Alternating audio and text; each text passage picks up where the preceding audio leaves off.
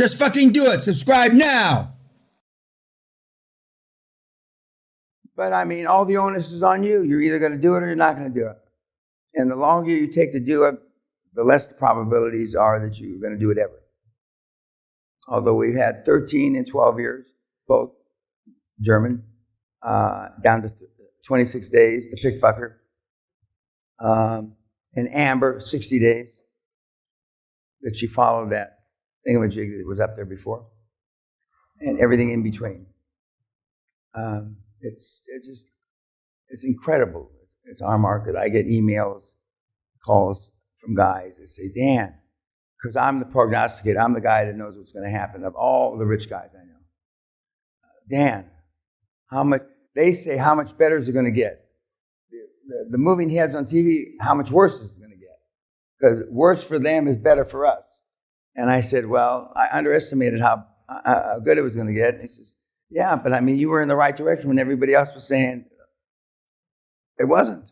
And I said, interest rates could go up another 200 bips. Bips means points or 2%. 2%. Which most of your investments are wiped out.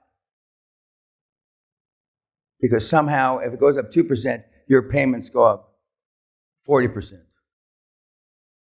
Because you're not getting money at a favorable rate. You're not getting money. You're not borrowing money at LIBOR. You're not borrowing money at prime. Some of you are paying 10, 15 over prime. And some of you are paying 2 over prime. When I borrow money, it's at prime or LIBOR, which is the lowest rate.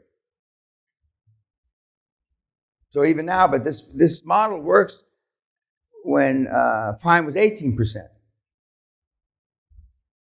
But that means your deal has to be 2 or 3 times better.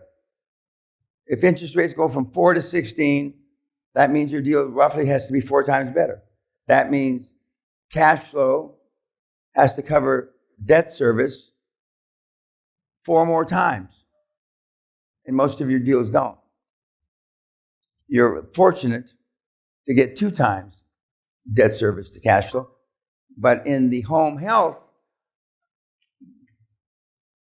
as I've mentioned, Josh is buying stuff at 1.5 to 2 times EBITDA. 1 to 2.5. But even if interest rates go up, that's still, a healthy interest rate. But get cash liquid as much as you can, and start putting things through the sales funnel that assume interest rates are at least going to double from here. Assume that in your thought process. You don't have to tell the fucking moron seller that, but assume that. Because then you don't have to, and all the things, to the extent that you're going to use commercial lending, all the debt is fixed rates. No, none of this variable shit.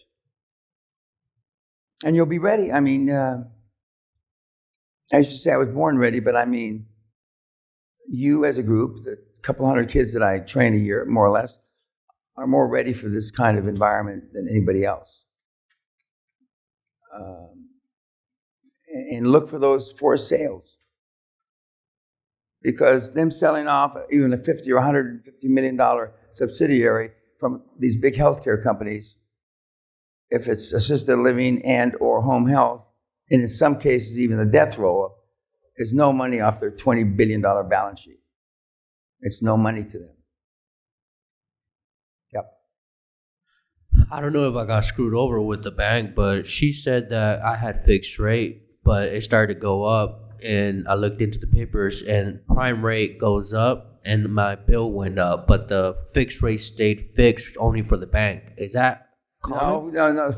Your fixed rates should be what you borrow at, but you got to tell them. Banks only borrow money at fixed rates. They can pass those fixed rates on to you if you ask. If you don't ask, you don't get. If they borrow money at 4%, the variable rate is going to be 5.5 or 6% and going up. Never change what? No, it'll only change the term of the loan.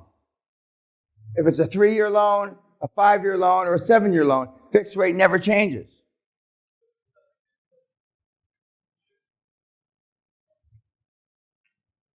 And the banks are crooks, just like Jason Nagy said.